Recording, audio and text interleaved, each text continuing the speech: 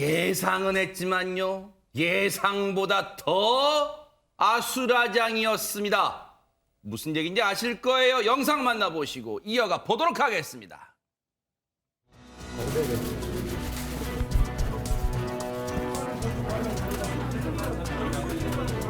국회의장님이란 분이 뭐 이렇게 조급하게 숨어? 문 좀 열어봐요. 아니 국회의장님.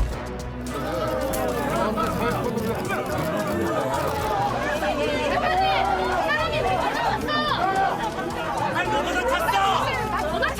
저성무역을 발로보다 찼어!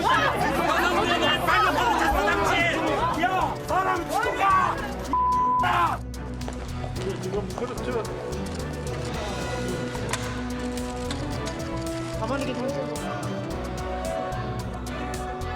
검찰청법 일부 개정 법률안에 대한 수정안은 가결되었음을 선포합니다.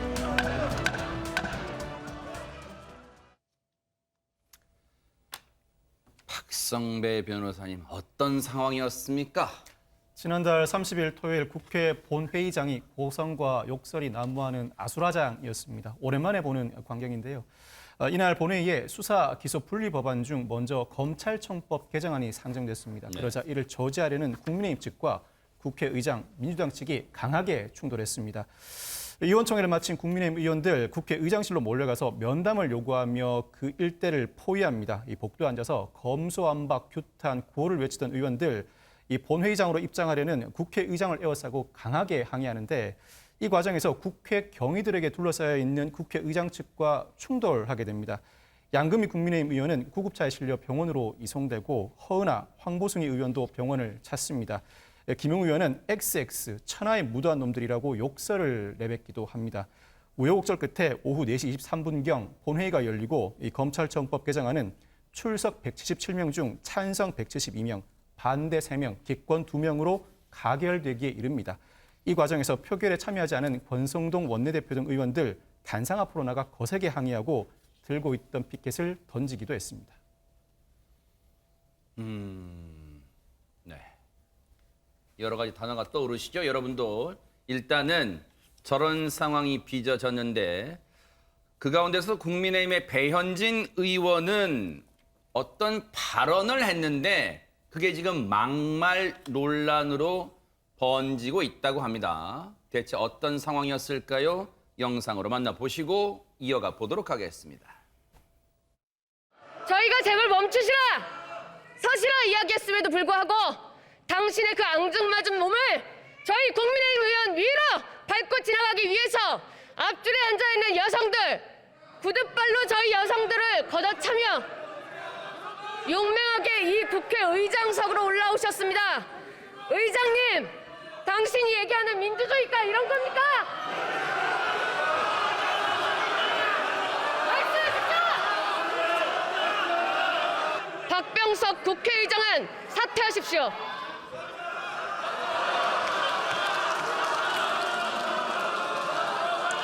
배현진 의원 수고하셨습니다. 또 존경하는 우리 국민의힘 의원 여러분, 조금 더 자중해 주시기 바랍니다. 합의안을 전면적으로 부인하고 이렇게 나대시는 것은 이건 국민에 대한 예의가 아니라고 생각합니다.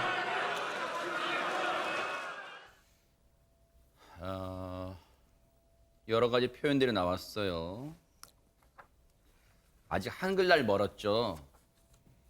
세종대왕께서 작금에 우리 국회의원들 입에서 나오는 단어들을 보면 뭐라고 일단 생각할지 궁금합니다. 그런데 먼저 하나씩 짚어볼게요. 앞서 배현진 의원이 박병석 국회의장이 의장실에서 이제 본회의장으로 향하는 과정 앞서 제가 보여드렸죠. 그 과정에서 상당한 심한 물리적 충돌이 있었고 그 가운데 일부 특히 국민의힘 여성 의원들이 이제 구급차에 실려가는 상황도 빚어졌는데 그 상황을 재차 설명하면서 박병석 국회의장의 어떻게 보면 최구 이걸 묘사하는 단어로 앙증맞은 당신의 그 앙증맞은 몸을 이런 표현을 썼어요. 그리고 박찬대 의원이 뒤이어 나와서 자중하라. 그러면서 국민의힘 의원들을 향해서요. 자중하라. 그러면서 이렇게 나대는 것은 국민에 대한 예의가 아니다. 그래서 제가 저런 단어를 국회 본회의장에서는 쓸 수 있구나. 그런 생각에 방송 오기 전에 국어사전을 막 찾아봤어요. 그래서 앙증맞다 어떤 뜻일까 궁금했어요. 찾아봤더니 작으면서도 갖출 것은 다 갖추어 아주 깜찍하다. 나대다도 찾아봤어요. 얌전히 잊지 못하고 철없이 촐랑거리다. 이종근 평론가님, 네. 단어 뜻대로 해석을 하면은 이 상황 어떻습니까? 일반 사회에서도 다 국어 사전에 나와 있는 뜻대로 아주 좋은 뜻이다라고 쓰면 고소당할 말들 많습니다. 제가 앵커님의 말씀은 엉터리예요 하면 기분 좋으시겠어요? 근데 가끔 기분 나쁘려고 해요, 지금 벌써부터. 네네. 국어 사전에는 좋은 말입니다. 그래요? 엉터리라는 말은 대강의 윤곽이라는 말로 옛날에 이 목수들이 네. 이렇게 그림 있지 않습니까? 밑그림 없이 밑에 있는 주춧돌부터 해갖고 밑그림이 그려지지 않았는데 위에 석가래부터 얘기하면 어떻게 됩니까? 허황되잖아요. 아하. 그래서 처음에 쓰는 말은 당신은 엉터리가 없어. 이 말이 정확한 원래는 말입니다. 대강의 윤곽이 없이 그냥 허황되게 얘기해. 아하. 근데 이게 줄여져서 엉터리야라고 쓰이게 됐거든요. 네. 그래서 이게 좋은 말입니다. 그러면 기분 좋으시겠어요? 하하. 아니 상관없. 아니 그건 그 뜻이 상관이 있는 게 아니라 그 당시의 상황, 그렇군요. 그리고 눈초리, 네. 그리고 태도 아하. 이런 거에 다 포함되어 있잖아요. 자 마찬가지입니다. 국회는 더군다나 국회의장이 있죠. 아무리 국회의장이 선진화법의 그 꼼수를 써서 그거를 이 우회적으로 그 선진화법을 우회해서 법을 통과시켰어도 어쨌든 의원들이 이런 식으로 말을 표현하면서 의장을 공박하는 건 마치 영국 의회에서 여야가 지켜보는데 스워드 라인이라고 있습니다. 그게 뭐예요? 스워드 라인이 뭐냐면 옛날에는 다 칼 차고 왔거든요. 아하. 부족들이. 그런데 칼을 차고 오니까 서로 싸우면 죽일 수 있잖아요. 아이고. 그래서 칼의 길이만큼 서로 선을 그어서 아무리 험한 말을 하더라도 그 선을 넘기면 안 된다라는 법칙이 있습니다. 그게 우리나라도 어찌됐든 말로도 선을 넘지는 말자라는 뜻으로 제가 소개를 했습니다. 그 상황을 지켜보는 국민은 진짜 어이가 없었을 수도 있어요. 그런데 장유미 변호사님, 저런 말이 이거는 어느 한쪽은 잘했고 어느 한쪽은 못했다 그런 차원이 아니야. 지금 둘 다 지금 양쪽 다 마찬가지예요. 지금 쓰는 단어들이. 그렇습니다. 국민의힘 의원들을 향해서 나대지 말라라는 표현도 부적절하다는 데는 이론의 여지가 없고요. 국회의장을 향해서 앙증맞다라는 표현은 기본적으로 어린아이들에게 사용하는 경우가 더 일반적이기도 하고 어른한테는 사용하지 않는 용어이기도 합니다. 그렇기 때문에 민주당의 이원우 의원 같은 경우에는 이게 자신보다 나이가 적거나 자기가 가르쳐야 할 사람에게만 할 수 있는 말로 좀 보인다. 국회의원들끼리 사석에서조차 절대 할 수 없는 말이다. 이렇게 반박을 하기도 했는데 아무래도 이제 배현진 의원이 키가 또 크고 한 170cm 정도가 된다라고 하니까 이 부분과 대비해서 더 이제 기분이 나빴을 수 있겠다라는 뭐 언론의 보도도 나오고 있는데 이 부분과 관련해서 박병석 의장 측은 정확한 어떤 사과의 말이 없다면 법적으로까지 조치를 하겠다는 입장을 내놓고 있습니다. 그런데 배현진 의원을 둘러싸고는 저런 막말 논란에 더해서 지금 삿대질 논란도 있다면서요, 최정아 기자님. 네, 그렇습니다. 배현진 의원이 앞을 보고 이야기하다가 갑자기 뒤를 돌아서 박병석 국회의장을 두고 오른손을 쭉 뻗습니다. 쭉 뻗으면서 어떤 모션을 했는데요. 이것을 보고 삿대질 논란이 일어났기 때문입니다. 네. 지금 나오고 있는 이 영상인데요. 네. 이 삿대질 논란에 대해서 왼손 뻗었네요. 왼손을. 네, 그렇습니다. 네. 박병석 오른손도 뻗고 네. 네, 양손을 다 이렇게 뻗고 양손을 다 있는 뻗었네요. 모습인데요.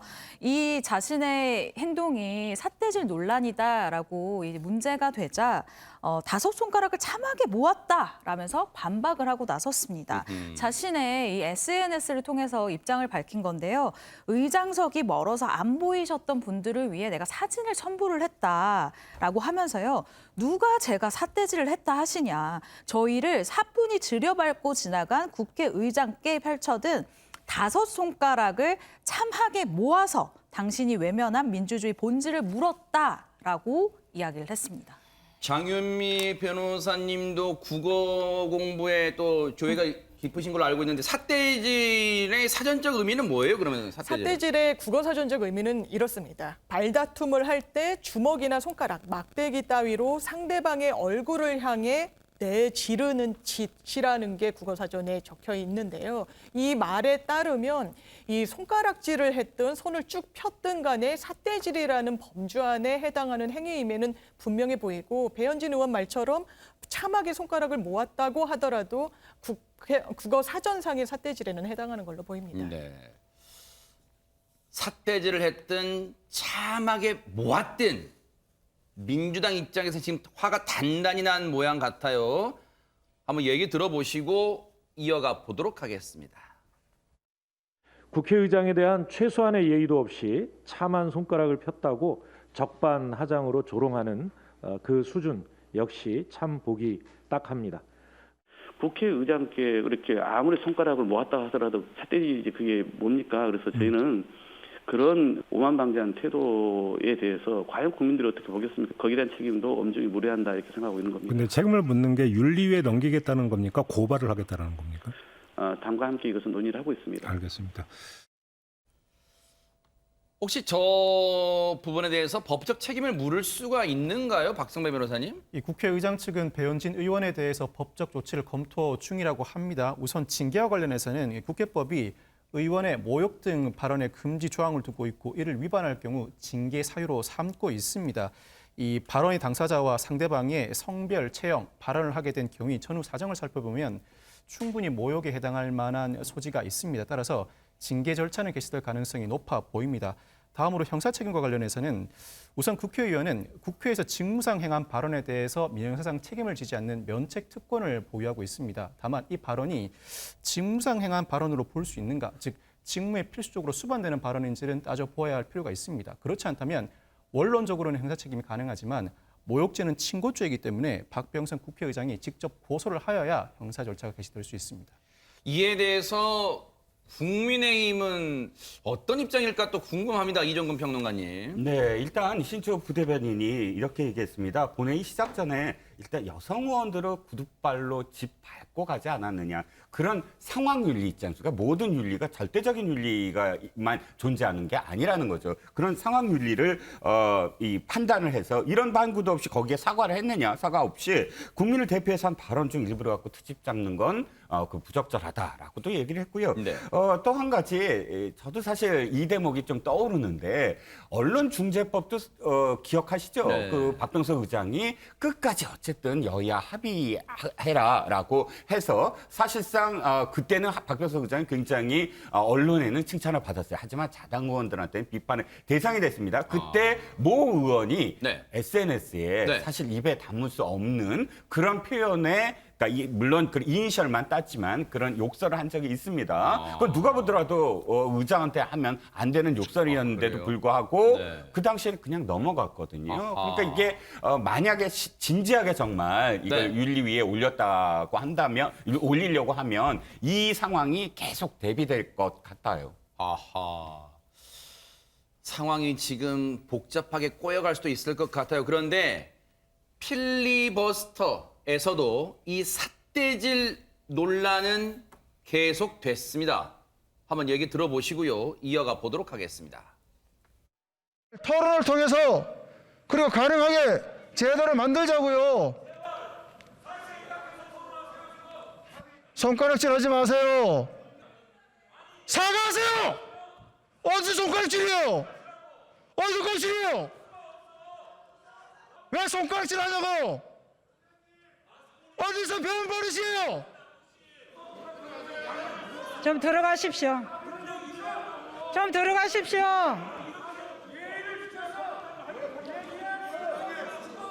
말 같은 소리라뇨. 그게 예의를 지키는 겁니까? 그게 동료 의원에 대한 얘기입니까? 참 저 순간에 우리 아이들이 국회 견학 안 간 게 천만다행이네요. 네. 10년이면 강산도 변한다 그러는데 유일하게 잘 안 변하는 곳이 국회의원들의 저런 폭언과 그런 것 같습니다.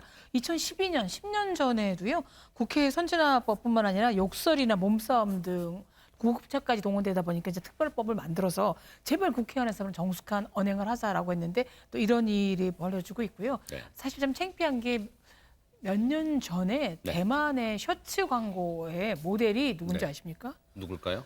우리나라 국회의원들이었습니다. 하하. 멱살 드자비를 하는 모습을 보고 그래요. 안 찢어지는 셔츠라는 걸로 해갖고 폭력으로 돼서 정말 앵커가 말씀하셨듯이 어린이만이 아니라 어느 분이 대한민국 국민이 보더라도 정말 가슴이 정말 불끈 솟아오르는 기분 네. 나빠진 모습이고 답답한 모습이죠. 일단 이른바 검수완박은 국민의힘 측에서 이제 부르는 표현, 그다음에 민주당 쪽에서는 검찰 정상화 법안 이렇게 부르고 있습니다. 그런데 이제 언론들에는 검수완박으로 많이 좀 입에 오르내리고 있죠. 검수완박법의 두 가지 핵심 법 중 검찰청 법안이 토요일 날 지금 통과됐어요. 지금 형사소송법 하나 남아 있습니다. 근데 이 과정에서 이 법안을 공포를 해야 되잖아요. 국민께 널리 알려야 되는데 청와대에 뭔가를 민주당 측이 요청했다 이런 주장이 나왔습니다. 관련 얘기 들어보시고 이어가 보도록 하겠습니다. 민주당의 검수완박이 완성되기 위해서는 5월 3일 예정된 본회의에서 형사소송법 개정안이 통과되고 같은 날 개최되는 국무회의에서 검수완박법 공포안이 의결되어야 한다. 이에 민주당과 청와대는 통상 화요일 오전 10시에 열리던 국무회의를 오후로 늦추거나 아예 다른 날로 개최하는 방안을 논의하고 있다고 한다. 혹시 그 국무회의 개최 시점이랑 방식에 대해서 좀 평화적으로 뭐 요청하시거나 이런 생각이 있으신가요? 뭐 제가 한 것은 아닙니다만 당의 의사가 전달된 것으로 알고 있습니다.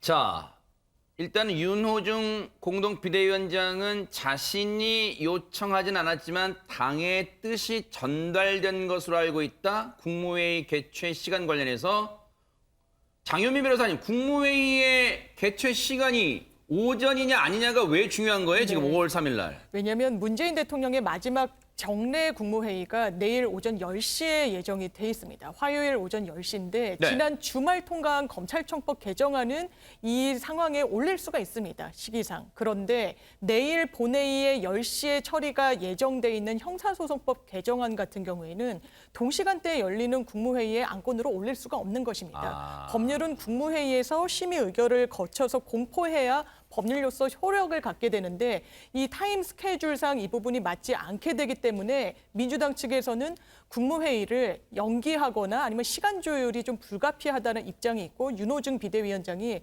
이것과 관련한 입장을 청와대, 정부 측에 전달을 한 것으로 알고 있다라고 어제 이야기를 한 겁니다. 자, 이러한 얘기가 흘러나오는 가운데 국민의힘은 뭐라고 여기에 대해서 얘기를 하고 있을까요? 관련 얘기 들어보시고 이어가 보도록 하겠습니다. 이제 문재인 대통령의 거부권만 남은 상황입니다. 하지만 민주당은 꼼수 탈당, 꼼수 회기 쪼개기, 꼼수 본회의 통과도 모자라서 꼼수 국무회의를 주문했고 문 대통령 역시 동조한다는 전망이 지배적입니다. 기어이 헌정 완박의 길을 걷고 있습니다. 문재인 대통령님, 검수완박 거부권 행사는 지난 5년간의 실정을 조금이나마 덜어낼 수 있는 마지막 기회입니다. 최소한 마지막이라도 대통령다운 모습을 보여주시길 바랍니다. 다시 한번 거부권 행사를 지금 압박하는 국민의힘 측 얘기를 들어봤어요. 그런데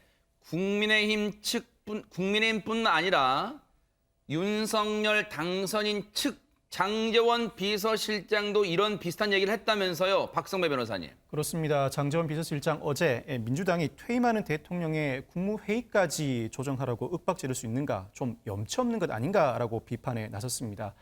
다만 문재인 대통령이 거부권을 행사하지 않을 경우에 윤 당선인 취임 후 국민투표를 추진할지 여부에 대해서는 아직 윤 당선인에게 보고하지 않았다면서 조금 더 보겠다며 유보적인 태도를 취하기도 했습니다. 네. 국무회의를 연기를 할 것을 요청했다더라 민주당 측이, 이런 얘기가 나오자 박홍근 원내대표가 이에 대해서 입장을 밝혔어요. 한번 들어보시고 이어가 보도록 하겠습니다. 저희가 연기 요청한 바는 없고요. 예. 국무회의를 언제 열 건지는 우리 권한 밖의 일이죠. 그래서 네. 전적으로 정부가 판단할 몫이라 보고 있습니다. 아, 그래요? 잠깐 윤호중 비대위원장은 당에서 요청 들어갔다고 기자들한테 얘기를 했는데요. 아마 그것은 원내 지도부가 했을 거다 이렇게 추측한 거로 보여지는데요. 네. 우리는 국회 일정, 그러니까 내일 화요일 오전에 본회의를 열어서 이제 남은 형사소송법을 처리할 예정이다. 네. 이 부분까지만 저희로서는 입장을 분명 밝혀왔고요. 예. 이에 따라서 정부가 뭐 국무회의 일시를 어떻게 할 것인지는 자체적으로 판단할 문제라고 이렇게 보고 있습니다. 박홍근 원내대표 역시 연기, 국무회의 내일 오전 10시로 돼 있는 정례적이라면, 일반적이라면 화요일 날 오전 10시로 돼 있는 국무회의를 연기해달라고 요청한 적이 없다라고 일단 얘기를 하고 있습니다. 그렇습니다. 아무래도 청와대 측에 공을 넘기면서 무언가 종용하고 압박하는 모양새가 월권으로 비치는 건 아닐지 좀 저어해서 약간 그 어조가 바뀐 게 아닌가라는 생각이 드는데요. 박홍근 원내대표 지금 들으신 것처럼 이렇게 이야기를 했습니다. 당에서는 국무회의 개최와 관련해서 연기나 기타 다른 요청을 한 사실이 없다. 이것은 민주당 권한 밖의 일이다. 전적으로 정부가 판단할 몫이다라고 이야기를 했는데요. 이 부분과 관련해서 윤호중 비대위원장이 당에서 관련한 입장을 전달한 것으로 안다라고 이야기한 부분에 대한 질문을 받자 이것은 아마 원내 지도부가 이런 선택을 하지 않았을까라고 비대위 측에서 추측한 게 아니겠느냐라고 좀 선을 그었습니다. 근데 이종근 평론가님, 일부 언론에서는 퇴임을 앞둔 문재인 대통령이 이 부분에 대해서 고심이 클 것이다라고 보고 있던데, 근데 진짜 고심하고 있을까요? 고심이 안 될 것 같은데요? 고심하죠. 왜냐하면 이 법은 아마도 후대에도 기록이 될 겁니다. 그러니까 선진화법을 우회해서 온갖 꼼수가 동원돼서 편법으로 민주당이 만들었고 그다음에 그것을 또 편법으로 통과시켰다. 그런데 또 국민의힘은 이걸 또 다시 동물국회로 만들어서 물리적으로 막았다. 그런데 그 법을 마지막으로 퇴임하는 대통령이 주재하에서 의사봉을 두들기면서 통과시켰다. 이렇게 기록이 되면 어떨까요? 굉장히 사실 그 기록되고 싶지 않은 부분이 또 고민되는 지점일 것 같아요. 네. 그런데 저는 또 민주당이 저렇게 표현하는 것도 그러니까 그 대통령에게 너무 짐을 주는 게 아닌가. 요청도 하지 않았는데 청와대가 알아서 그러면 국무회의를 연기했다? 그게 더 이상한 거 아닌가요? 우회적 압박이네요, 오히려. 그렇죠. 더 이상할 것 같아요. 차라리 떳떳하게 우리가 법을 이렇게 만들었으니까 이렇게 좀 연기를 해서라도 좀 통과시켜 주세요. 국무회의에서 이렇게 하는 게 민주당이 도리어 짐을 떠안는 거예요. 근데 그렇지도 않았는데 청와대에서 문재인 대통령이 이 법을 보고 너무 좋은 법이라서 알아서 국무회의를 연기했다. 이렇게 기록되게 만들면 안 되지 않을까요? 그러네요. 한번 지켜볼 대목이고요. 그런데 문재인 대통령이 이제 임기가 일주일 남았습니다. 일주일 남겨둔 임기. 그런데 검수완박법에 대한 거부권 행사 여부 말고도 고민거리가 하나 더 있다면서요, 최정아 기자님. 네, 그렇습니다. 바로 임기 마지막 특별 사면권인데요. 5월 8일 석가탄신일을 맞이해서 특별 사면을 또 다시 검토를 해야 되는 상황입니다. 한국사회여론연구소가 이 TBS의 의뢰로 지난달 29일부터 이틀간 국민 18세 이상 1000여 명을 대상으로 사면 찬반 의견을 물었습니다. 여기에서요, 이명박 전 대통령의 사면에 대해서는 찬성 의견이 40.4%, 반대 의견이 더 높습니다. 51.7%로 반대가 11.1%, 11.3%나 더 높은 상황이고요. 두 번째로 이 김경수 전 경남지사의 경우에는 사면 찬성 의견이 28.8%, 58%, 그리고 반대 의견이 56.9%입니다. 그리고 이재용 삼성전자 부회장의 사면에는 찬성이 68.8%, 반대가 23.5%로 찬성이 조금 더 높은 상황이고요. 그리고 정경심 전 동양대 교수의 사면에 대해서는 찬성 의견이 30.5%, 반대 의견이 57.2%입니다. 네. 여론조사예요. 일단 여론조사. 이걸 또 뭐 저 사안을 국민투표에 붙여볼 수도 있지. 일단 시기적으로 어렵잖아요. 그런데 일단 여론조사상은 저렇게 나오고 있습니다. 그런데 장윤미 변호사님, 네. 뉴스파이터 직전에 이제 한 언론 보도로 보도들 나온 거 보니까 지금 문재인 대통령이 임기 말 마지막 특별 사면 카드를 사용하지 않을 가능성이 커졌다, 이런 보도가 나와요. 그렇습니다. 사실 사면 카드로 거론했던 인사 중에 이명박 전 대통령 아니면 김경수 전 지사, 이재용 부회장에 대한 관심이 높았습니다. 이재용 부회장 같은 경우에는 조 바이든 대통령이 한국을 방문하면서 삼성 반도체 공장을 방문한다는 소식이 전해지자 이걸 사면을 해줘야 되는 거 아니냐라는 국민 여론도 상당히 높았는데, 지금 나온 보도의 내용을 보면 문 대통령이 마지막까지 고심은 거듭했지만 결국 사면을 하지 않는 쪽으로 가닥을 잡았다, 이런 보도가 나오고 있습니다. 네. 왜 그러냐면 네. 고위 관계자 측 어떤 그 인터뷰 내용을 보면요, 사면론에 대해서는 아직 정해진 바도 없고 사면 관련해서 구체적 논의가 없다라고 하는데, 아무래도 정치적인 부담, 그리고 임기 9일에 마치는데 8일 날 그 초파일에 이 사면을 한다는 그 정치적인 어떤 엄중함 등등을 고려해서 아예 전보하지 않는 쪽으로 가닥을 잡았다는 보도도 나오는 상황입니다. 그런데 사실 몰라요. 요즘은요, 언론들의 분석, 전망, 예측이 상당 부분 빗나가는 경우가 많아요. 왜냐하면 지금 어떤 이 특별 사면 경우도 어떻게들 좀 지켜봐야 돼요. 그런데 지금 앞서 이제 저희가 한국사회여론연구소가 조사한 여론조사 4명에 대한 특별 사면 찬성 반대 여부, 이제 저희가 쭉 그래프로 보여드렸잖아요. 그런데 유인경 평론가님, 이 4명 말고도 뭐 또 거론되는 특별 사면 대상자가 또 4명이나 더 있다면서요? 4명이 이렇게 여러분이 더 있어요? 네. 예. 왜 나는 찬반 조사조차도 안 하는 것일까? 그래요? 그래서 가슴을 졸인 분도 있을 텐데요. 진보 진영에서는 이석기 전 통합진보당 의원을 사면해달라라고 주장을 하고 있고요. 그다음에 이제 이런 국민의힘을 비롯한 보수정에서 강력히 요구하는 뭐냐면, 박근혜 대통령 시절에 특별활동비 상납 명목으로 아마 초유일일 것 같습니다. 국정원장을 지냈던 3분이 지금 구속 수감 중입니다. 남재준, 이병기, 이병호 원장들이 좀 사면 좀 해줘야 될 때가 아닌가라고 하고요. 이제 이미 출소는 했지만 같은 혐의로 구속됐다가 풀려난 최경환 전 부총리 등도 사면의 명단을 들어와야 되는 거 아닌가라고 요구하는 측도 이제 지인들이 있겠죠. 네. 그리고 경제 재계에서도 이재용 삼성 부회장만이 아니라 신동빈 롯데그룹 회장 등의 사면을 요구를 하고 있습니다. 네. 어쨌든 이 부분은 진짜 고심이 될 것 같아요. 한번 지켜볼게요. 4월 초파일, 음력 4월 초파일 부처님 오신 날 관련해서 특별 사면 이루어질지 한번 지켜보도록 하겠습니다.